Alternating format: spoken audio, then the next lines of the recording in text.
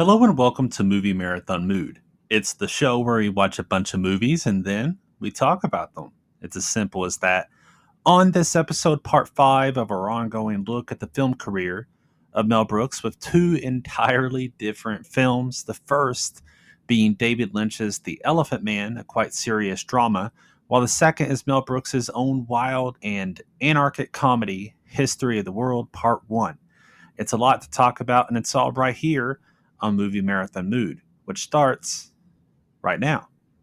Hi, I'm Jesse Gilstrap, and this one episode is a kind of showcase for my initial inspiration for wanting to tackle Mel Brooks's career in this way, while looking at his producing efforts alongside his directorial ones.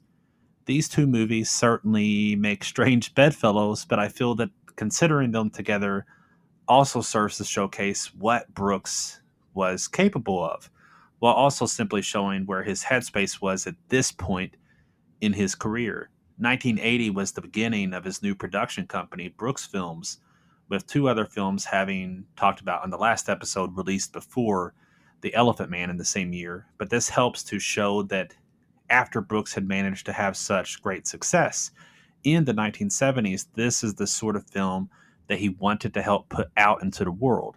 The Elephant Man says a lot about Brooks's interests, artistic pursuits, the script having been presented to him while he was making High Anxiety before he had David Lynch suggested to him as a possible director. After watching Lynch's first film, Eraserhead, Brooks agreed that Lynch would be an excellent choice for a director, which is extra wild considering that Eraserhead is a small, independently produced effort that took Lynch years to make. It is surreal, experimental, and began gathering a storm of industry interest as it slowly kept getting views in a theater and as a midnight curiosity all its own. Lynch was a roofer at the moment that Brooks came knocking at his door, and soon enough, Lynch's years of struggle had him working on a major motion picture in London with top tier talent. It's not that The Elephant Man was the biggest film in town. Brooks's History of the World Part 1 cost twice as much, but it was certainly a legitimate production, millions of dollars, and much different than either the budget for Eraserhead or Lynch's then life as a working man, just hoping for a break. And ultimately, the film was good enough to receive 8 Oscar nominations on top of its critical and commercial success. Part of what I love about the film is how Lynch isn't beyond the sentimental, but his sentimentality is so earned and honest, as well as being artfully presented. The film contains many dreamy sequences, ones that help get into the mind of a man who has been so routinely abused his entire life. The film is based on the real life Joseph Merrick, a man born with severe deformities that had him ostracized from society and that was debilitating. Joseph Merrick is called John Merrick in this film because he was erroneously known as John for years, including from the doctor that helped him in the later years of his life, Frederick Treves, who is also a major character in this film. The script is partially based on Treves' book as well as the work of Ashley Montague, and I'm not sure why that name discrepancy exists, but it could be due to Merrick's disability and lack of clear communication. Treves likely didn't have good records of Merrick's life either that later historians could have access to. It's worth also mentioning that the film truncates a lot of Merrick's life here and simplifies a few moments, including the exclusion of some travel that Merrick made in his life, but these simplifications still seem to remain true to the overall spirit of Merrick's life and experience. Naturally, it's easy to expect that a fictional film is not a documentary, but The Elephant Man, for me, especially works in this regard because it is so artfully made. It's not that it doesn't tell a straightforward story, but it flourishes many moments with the dreaminess and with the feel for what is happening instead of needing to be strictly documenting a life. The script was written by first-timers Christopher DeVore and Eric Berggren, as well as David Lynch. It's a beautifully done script that I think elegantly tells us this very human story, and it was Oscar nominated for Adapted Screenplay, the award going to Ordinary People. Ordinary People also beat The Elephant Man for Best Picture and Best Director in a year where Martin Scorsese also made Raging Bull, which makes it a particularly insane year. Merrick is played by John Hurt of Alien and Man for All Seasons, and he had a difficult time playing the part within all of the heavy makeup, but he does such an incredible job. You can just sense the tension in this man when he's facing down horrified onlookers or when he's first being taken into the hospital. Merrick is unsure of whether he can trust these doctors. And when he starts loosening up and being treated with more genuine kindness, his extreme emotionality comes out. So moved he is by anyone looking at him as a real person. Hurt's performance shows us this through all of that makeup. Hurt received an Oscar nom for leading actor, which went to Robert De Niro in Raging Bull. The makeup, meanwhile, was not Oscar nominated because the makeup category didn't even exist. There was enough outrage that The Elephant Man did not receive some sort of Oscar recognition for its makeup that the category was invented the very next year, the award going to An American Werewolf in London, serendipitous for that film. Christopher Tucker did the makeup for The Elephant Man, Tucker having done makeup in the cantina scene of the first Star Wars. The makeup was actually designed from cast of the real-life Merrick. While Merrick is the title character, Treves is also front and center, played by Anthony Hopkins, who had been in A Doll's House and The Lion in Winter. Hopkins is one of our finest actors. He's truly amazing here. I feel like he deserves a lot of credit for the subtle touches in his performance, the way that we can, from the start, see his genuine human interest, but we can also witness his scientific curiosity as well, only slowly having his walls be broken down as he just wants to help out Merrick. Hopkins is an audience vessel of sorts, the one person that is largely guiding us through the story. It's also through him that we see images of Merrick's mother, with Treves not at all knowing Merrick's whole upbringing. Merrick developed his deformities early in life, but that continued to get worse later and later. Merrick's mom died when he was 11, and he had a close relationship with her. His mom believed that the cause of Joseph's deformities manifested when she fell, attacked by an elephant while she was pregnant with Merrick. Not too crazy a belief in the 19th century. But Joseph did go to school and was a reasonably educated man. He chose himself to make money as a curiosity in festivals, which certainly wasn't just a choice, but rather forced upon him by society. I'd like to believe that a Joseph Merrick in the 21st century would receive better care right out of the gate, but society can certainly still be cruel. Nonetheless, I find it interesting the way that the film shows not only the most cruel treatments from society, but also how it is cruel to showcase someone and their differences. To treat someone with kindness is to care for them as a human being and to ideally get to know who they are. Treves doesn't initially do that either, displaying Merrick as a curiosity, even if it is, to medical professionals. The supporting cast for The Elephant Man is also terrific. For a movie that is not an ensemble, it nonetheless manages to feel like a lived-in world. John Gielgud of Murder on the Orient Express plays Cargom, the governor of the hospital. He has a terrific sense of authority, while also managing to be humane too, ultimately. At first, he's resistant to caring for Merrick, but it never seems to be because he's horrified by the man, but because of their lack of capacity at the hospital to tend to everyone, much less a hopeless case. His steadfastness, though, is part of what leads to Merrick having a permanent residence at the hospital. Anne Bancroft plays Mrs. Kendall, a stage performer that helps Merrick actually seeing a stage show for the first time, something that the real Merrick had the opportunity to do as well. When Bancroft first comes in to meet Merrick, she only has the most subtle of tremors in her jaw that tells how she is at first shocked to see the disfigurement of Merrick. But she keeps it in control and even performs some Shakespeare with Merrick. It's a beautiful scene. Bancroft is the sort of actor that can pull that off for sure, alongside Hurt. Somehow, of the Oscar nods for the film, the cinematography was not one of them. kind of wild to me because, this movie looks gorgeous, shot in black and white by the legendary Freddie Francis, who is coaxed back to being a cinematographer after 16 years. He shot The Innocents and Sons and Lovers. The imagery is evocative with its use of shadow and fog, doing a lot within other tight confines. Not just because of the black and white. I'm reminded of Frankenstein, with Brooks having made, of course, Young Frankenstein 6 years before. The idea of an innocent and disfigured person being treated as less than human resonates in both films, including mistreatment by the locals. It's great to see that idea told in a serious, truthful way, while also conveying some of those feelings in a similar horror kind of style. The art direction was Oscar nominated deservedly, including for production designer Stuart Craig here at the beginning of a brilliant career, where he'd eventually do the iconic Harry Potter sets.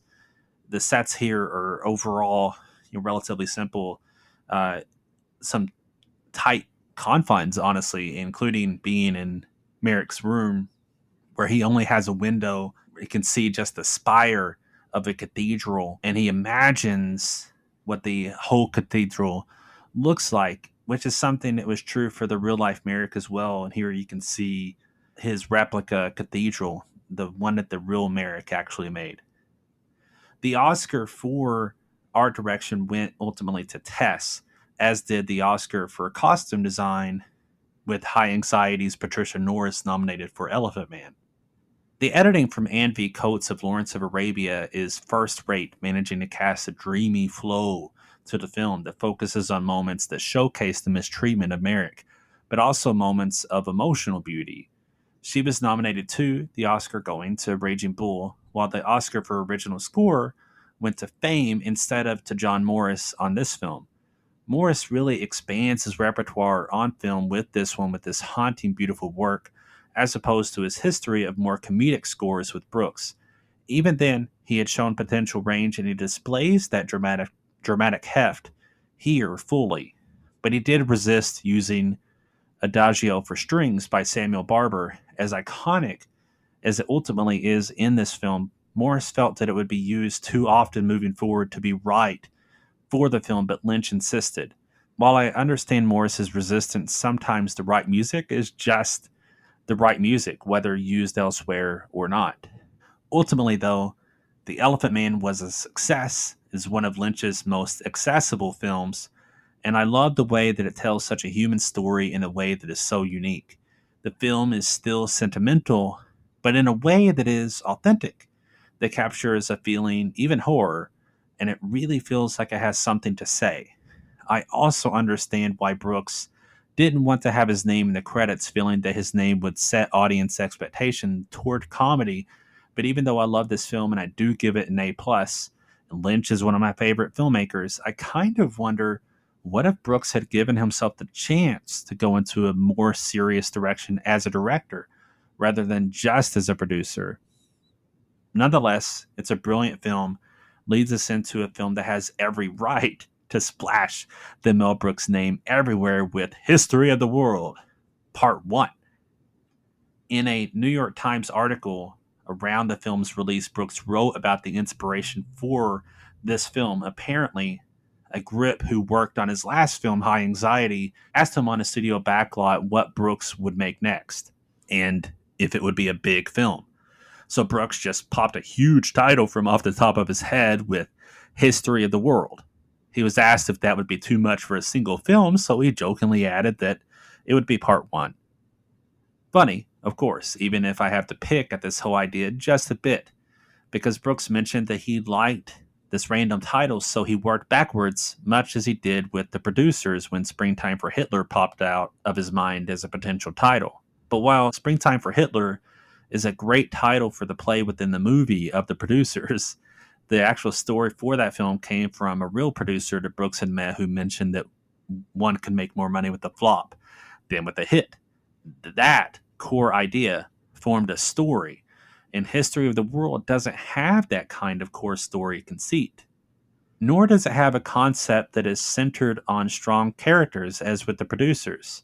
Comparing the two creatively takes the focus off of the idea that History of the World Part 1 seems to lack, as much obvious inspiration to exist as his prior films.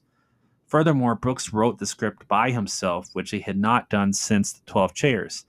That film was an adaptation of a book, so The Producers was the last time that he'd written a film entirely by himself as an original concept.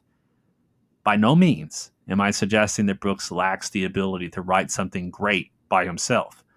Far from it, because he's a brilliant writer, hilarious comic mind. Nonetheless, it feels like History of the World is lacking when it comes to feeling like a complete whole. The entire film is essentially a series of sketches, but even that isn't entirely true. Two particular sections actually take up a lot of the film's runtime and start to feel like stories, but not enough to truly work either as full concepts.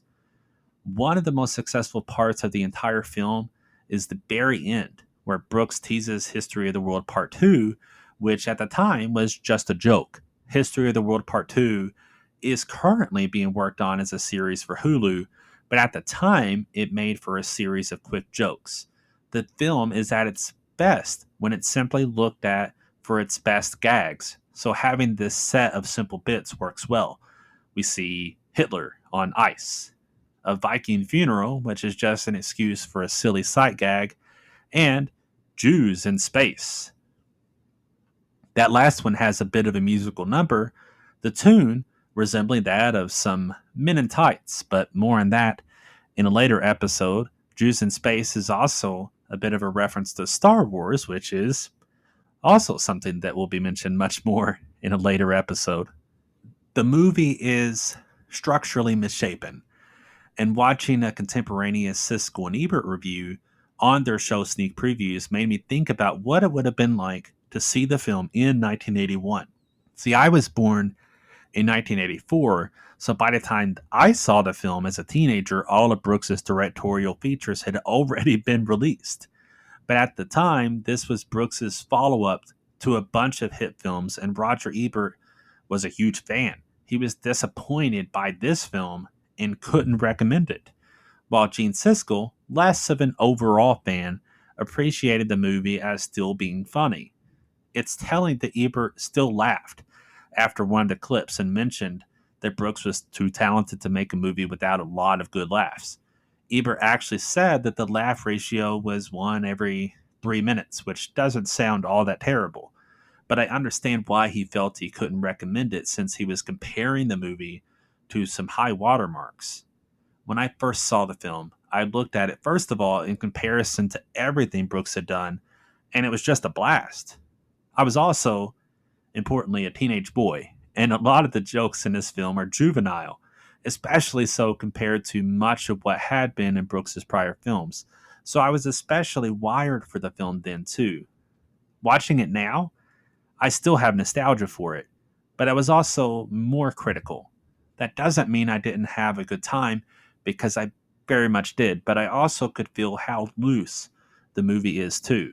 I picked on Silent Movie especially for not having the best story really, but it still had a story and a structure.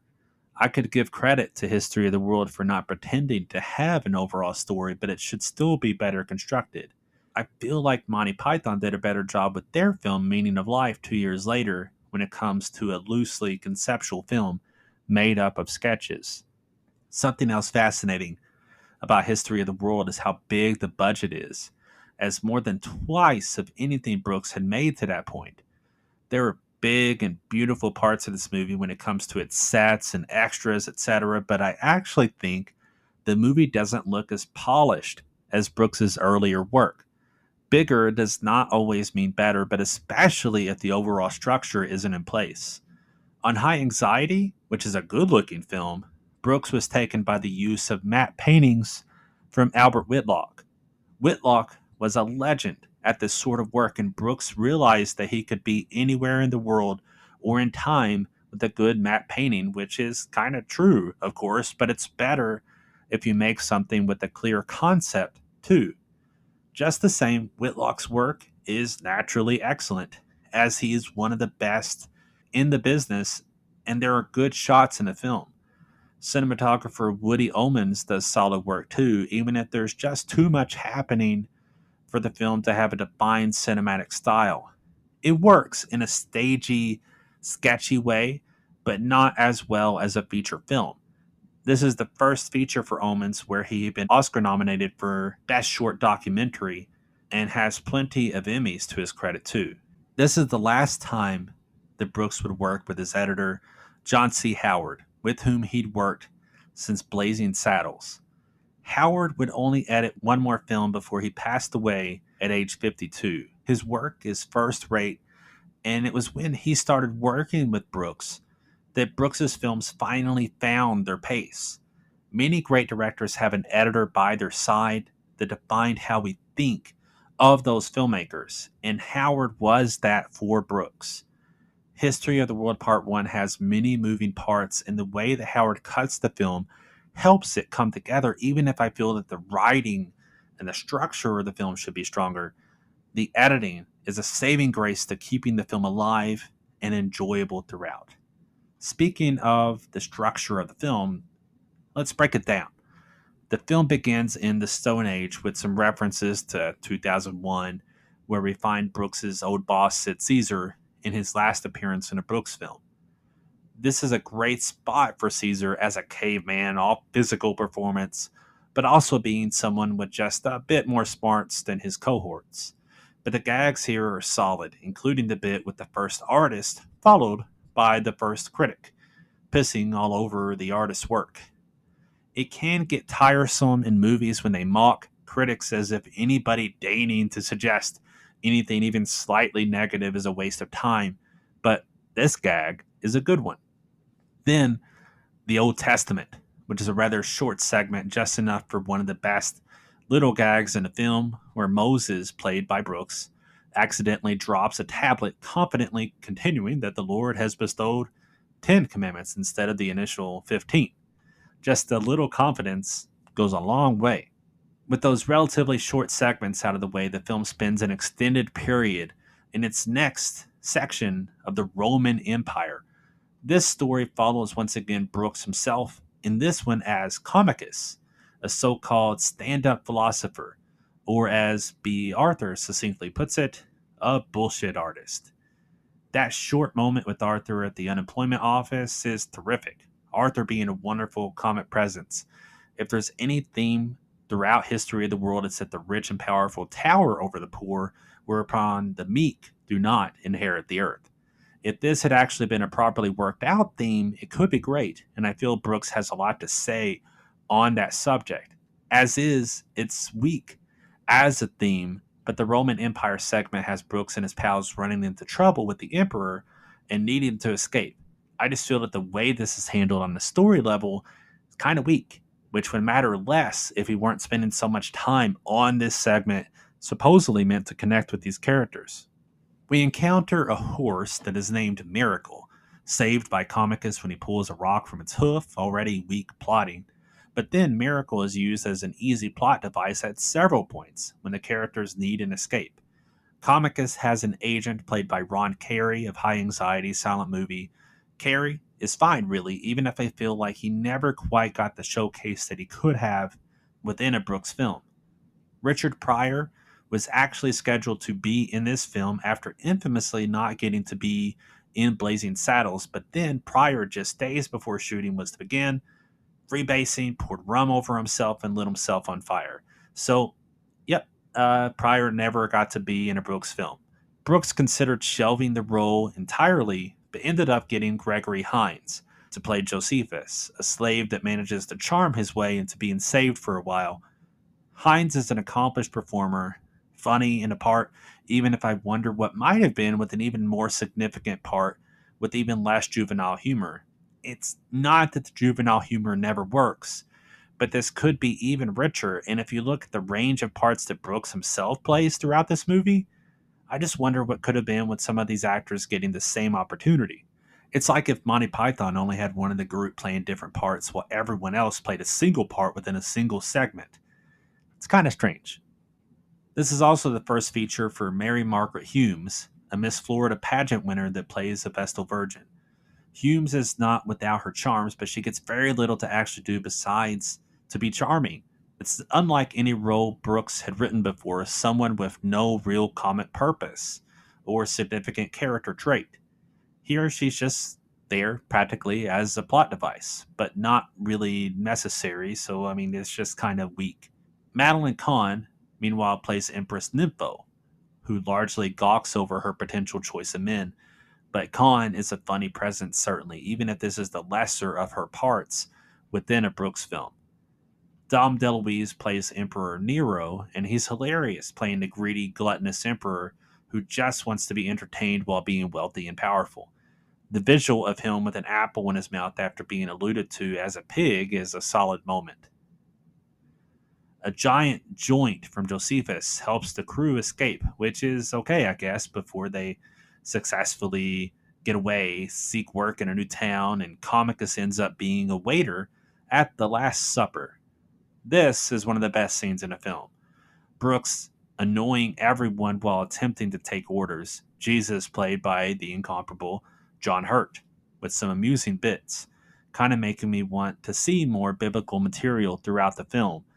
But then the historically much later Da Vinci comes in for a group portrait, adding the perfect comic zinger to end our Roman Empire segment.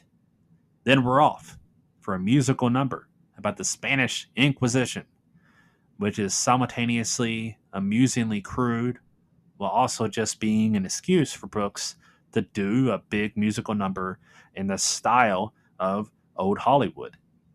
And we're quickly off to the next big segment of the film that closes us out with the French Revolution. Not that many segments, honestly, for a real feature film. I'd kind of like to see the two longer segments shortened, see more of some other moments, like more with the Old Testament. But even so, the French Revolution is my favorite of the longer sequences. It is a king and peasant story, with Brooks playing two more roles. It's good to be the king, I suppose, which is a classic line. I feel that Brooks might be at his best, playing the delightfully crude king. He also plays the piss boy, a peasant that carries a bucket around for people to urinate in. The piss boy is seen as having a resemblance to the king and is put in the king's place so that the king can escape the wrath of the revolution. Harvey Korman is just the best, here playing Count de Monet, who everyone calls Count the Money, which is stupidly funny even if it spells out the joke of the name. Corman is great at being posh and appeals to the king while the king shoots peasants down as if they were clay pigeons. This is the sort of absurd, vicious humor that helps the French Revolution segment stand out.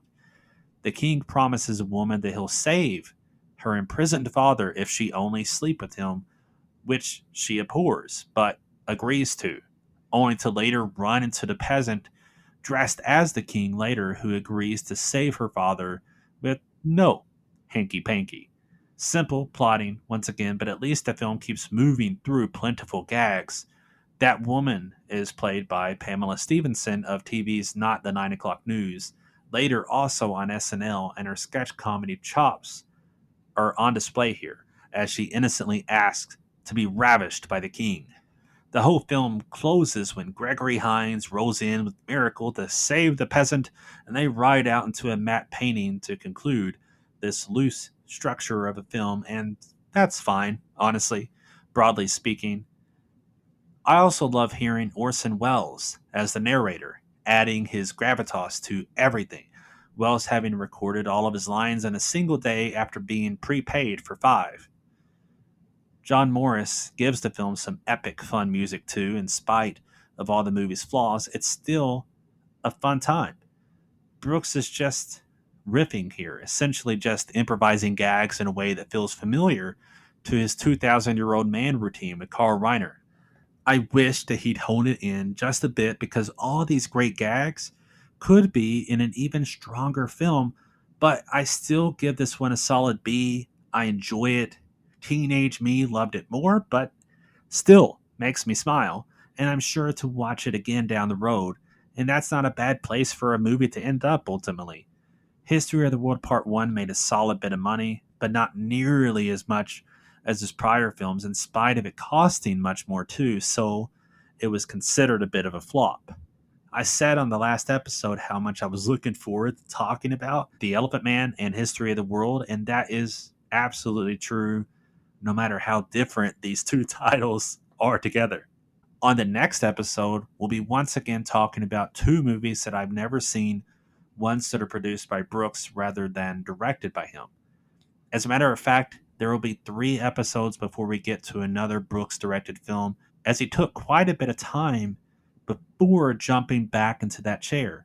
The next two Brooks Films productions are My Favorite Year and Francis. The first one a comedy, the next a drama, and that's about all I know about them. So I'm looking forward to diving in. In the meantime, thanks for watching, and see you next time here on Movie Marathon Mood.